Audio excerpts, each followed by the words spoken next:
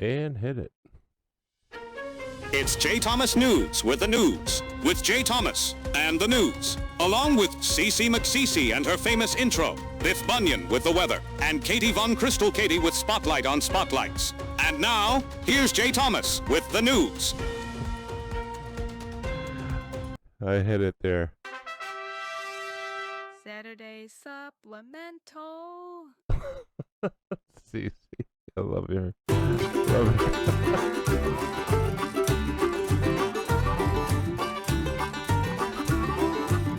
Welcome to the Saturday Supplemental Radio on the Right, the J. Thomas Radio. The radio that's always right. Never wrong. Never left. Always right. Okay.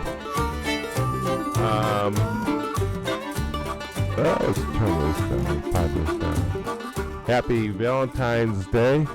It's a big day for us guys. You all forgot your flowers. You all forgot everything. You're running down to Sam's Club, trying to get the last sad bouquet of daffodils we're gonna have. My wife hates daffodils. Anyway, so day 14, unfortunately, of more of a poor Nancy Guthrie. And this was what this is Fox News headlines with John Scott just a little while ago. Let's hit it. And the Pima County Sheriff's Department says a SWAT team and the FBI searched a home 2 miles from Nancy Guthrie's house overnight. So far, no arrests have been made and no one is in custody. Nope, nothing happened. They arrested a car. They arrested a what is it? A Range Rover at a restaurant. And let me bring this story up here. This is crazy. This is just the craziest damn thing. Hold on, where'd it go?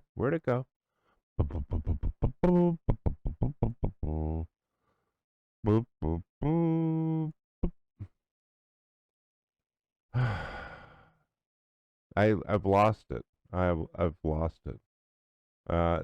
Here it is. There you go. Okay, sorry. This is from The Guardian. This is the only paper that had. It's the only paper that had anything on this morning. And it says right here. It says here.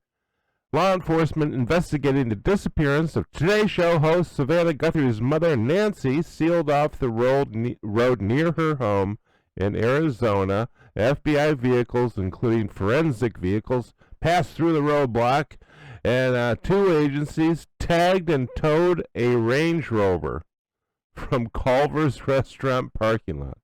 So they arrested the Range Rover, and they have nobody else, though. They dragged that away, and that's where we stand. And so let's go down the history of poor Nancy Guthrie and how we're just all this stuff. Hold on, I'll be right back. Just give me a second. Okay, we're back. All right, so this was yesterday on Fox News. The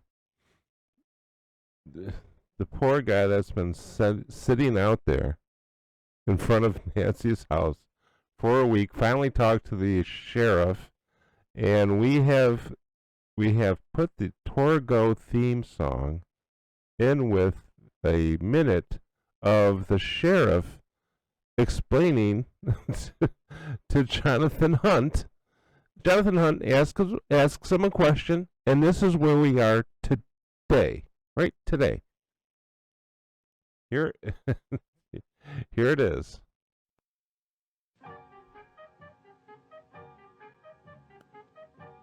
You believe you found the DNA of the perpetrator inside the house? Do you believe that at this point? What I believe is, what I know is, we found DNA. And That was not Nancy Guthrie's DNA. That was not Nancy Guthrie's DNA. So we'll still work with that, and we're working with our lab on that. And they'll do cross analysis, and it's way beyond me. They do splits on it and try to merge. It's just a process that I don't need to be into the weeds on. I have a team of investigators that work with, right here in this building, right here is a room, a conference room that is filled with FBI and deputies. What's at the FBI headquarters? Same room, command. We meet every morning at 9 a.m. and then again at 3 and sometimes at 7 or 8 o'clock. Those people work 24/7. Nobody's going home.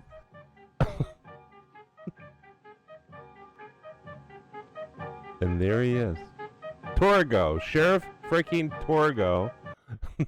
Just, he asked the question, and he didn't answer. He took a minute, or almost a minute, not answering the question, which was basically a simple question.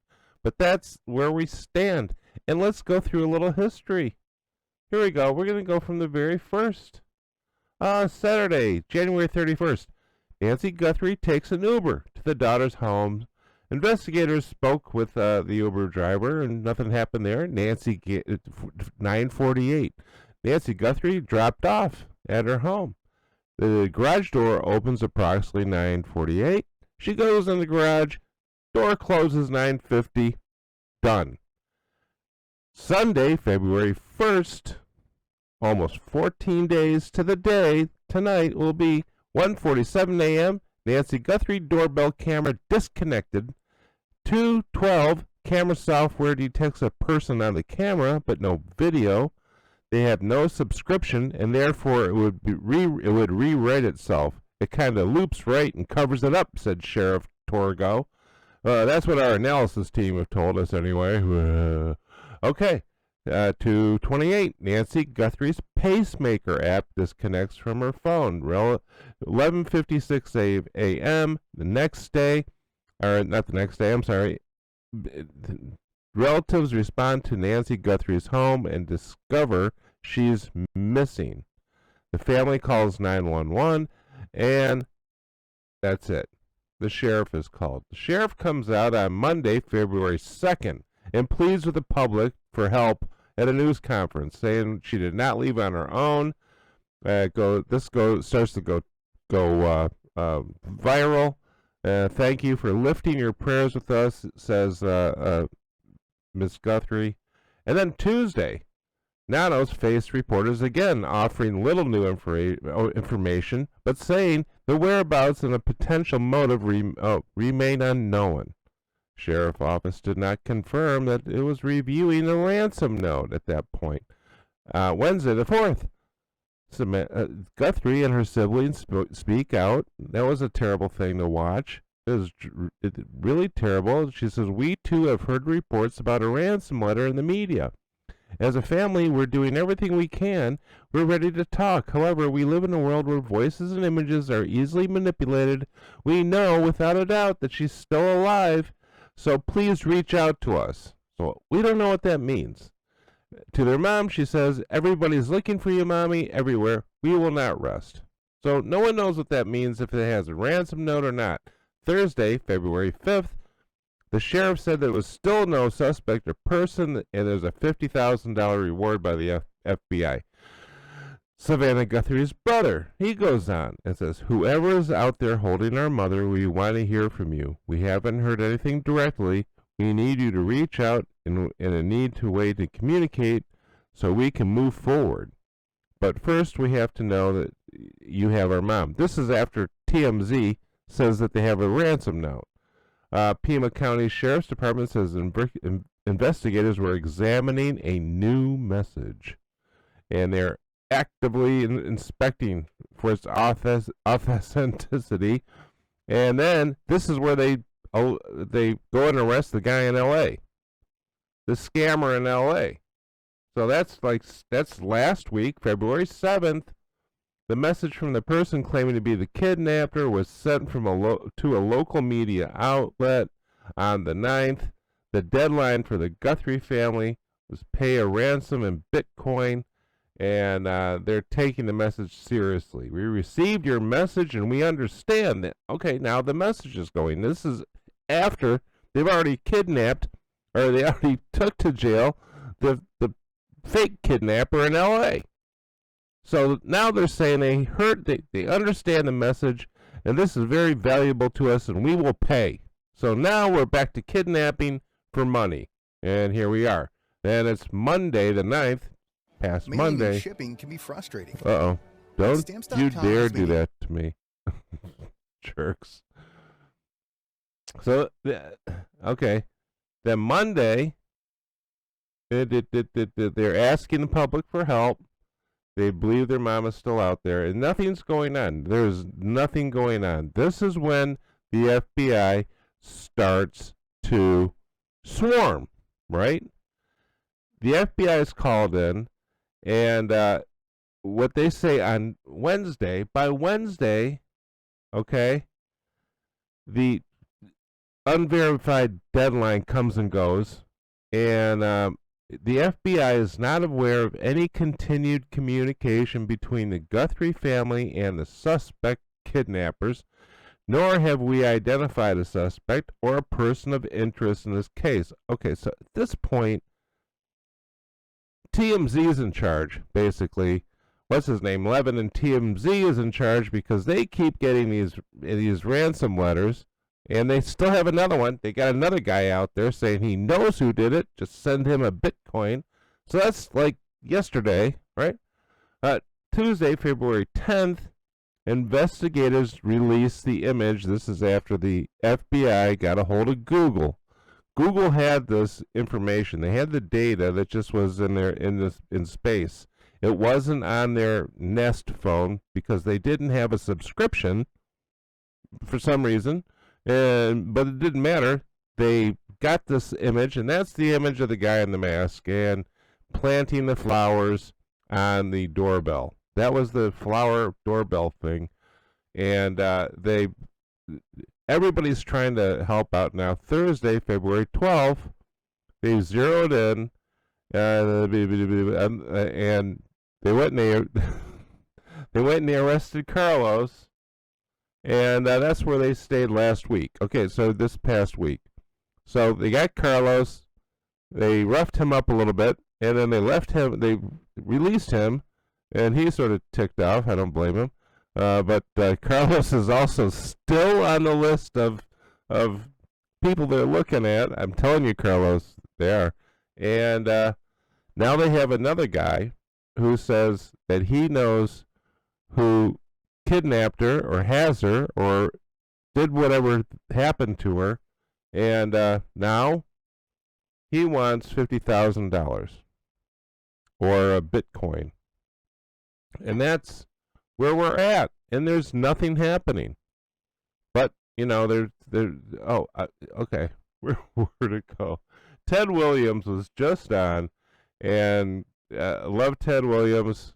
He's a former New York homicide investigator. He's on Fox a lot. I love the guy. Because he just cuts through the crap. Now, this is Ted Williams. All right, Ted, take it away.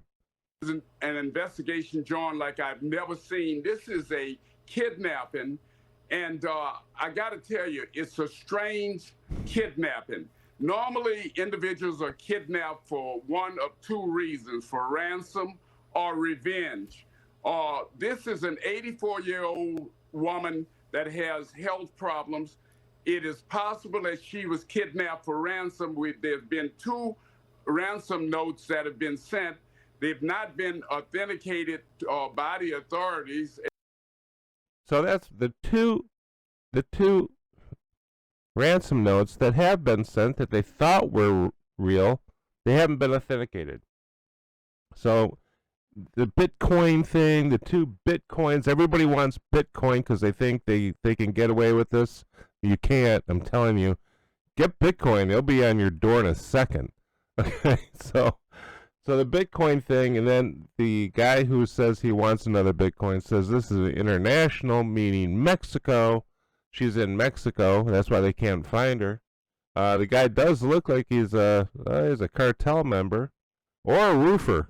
I'm telling you, I'm still going with the roofer, and this is where we stand, and it's driving me nuts. This is not look.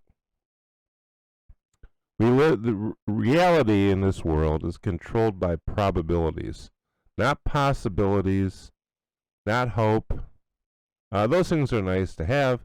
I mean, it's possible that the cow can jump over the moon, especially with Elon Musk hanging around. It's possible. It's not probable. Okay, the probability is low. The probability that this was a kidnapping and she was still alive started out really high, especially when they were saying it was a kidnapping. So the probability was it was a kidnapping. And as these days go on, the probability of this being a kidnapping and not some kind of thing going, and we really don't know. It could just be the dumbest thing in the world. The probability of the kidnapping and that she's still alive is very low now. And that's just the way it works. It's just the way the probabilities work. The more information you get, and this is the problem with this, is the more information we get from this. I mean, they arrested a car.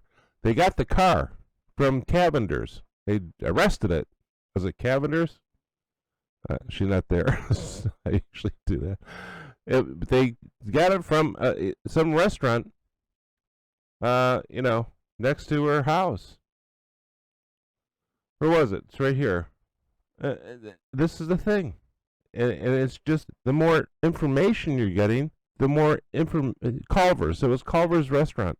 The more information you're getting, the more probability goes down that she's still alive and that we know anything positive.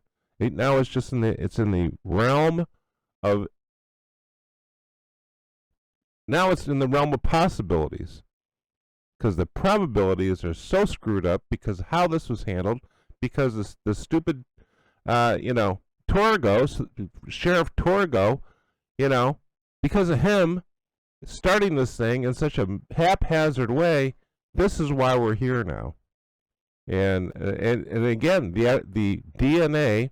There was the glove. Remember the glove? The glove was everything. Now we have the glove, and the glove is going to break this. We see that glove. We got that glove, and then we find out there was a bunch of gloves, and the sheriffs went and picked them all up, and that was just some lone glove that just blew off some guy's truck.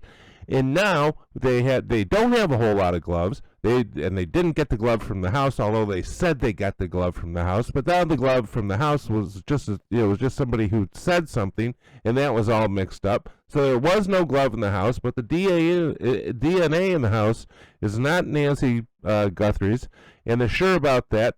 But they won't answer any question if it's the kidnappers. And then the glove. Well, the gloves.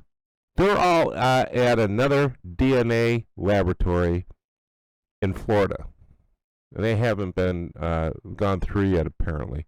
And the gloves that they picked up was the gloves they picked up like within a 2-mile radius, and it's all the junk that blew out of work trucks, and those are all the gloves that they have. They're going to go through that. Remember the glove? Yeah. Remember what I said about the glove? The glove was trash. The glove was just a piece of trash laying on the road, and now everybody's staring at the glove.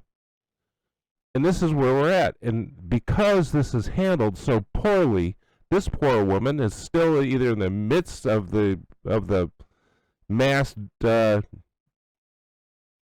kidnapper or passed away somewhere. And it's, again, probability is getting high that she's not with us anymore, and the probability that this will ever be solved is also going down. I'm just saying. So that's where we stand, again, with this, and it's not helping. All this stuff that they're doing is not helping. Man. Okay. Well, let's all say a prayer she gets back safe, and we hope she does. And happy Valentine's Day. I don't know what else to say. I just wanted to check in with a little bit of Saturday supplemental. I just love that she she did that. Where'd it go? That's Ted Williams. Hold on, I want to go out on Saturday supplemental. It's just it's so, she's so good. I love her. I love that lady. Okay, here we go. Listen, have a good Valentine's Day, and say a prayer that we find something. They arrested 3 people, or no, they didn't arrest 3 people. They just went and talked to them, but they went to talk to them with a SWAT team. And then they arrested a car. So that's where we say they have the car under arrest. What was it doing What was it doing at that restaurant? And then they just grabbed it and dragged that away. This is this is the weirdest, the stupidest kidnapping I have ever. Anyway, I'm sorry I have to go off again. All right. Happy Valentine's Day, people. Can we get out on this? Where'd it go? Oh my God. This is terrible. Wow, there we go. All right, here we go.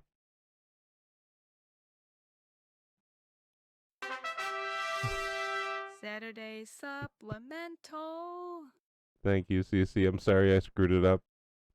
I hope you're enjoying your Valentine's Day. Have a great Valentine's Day, people.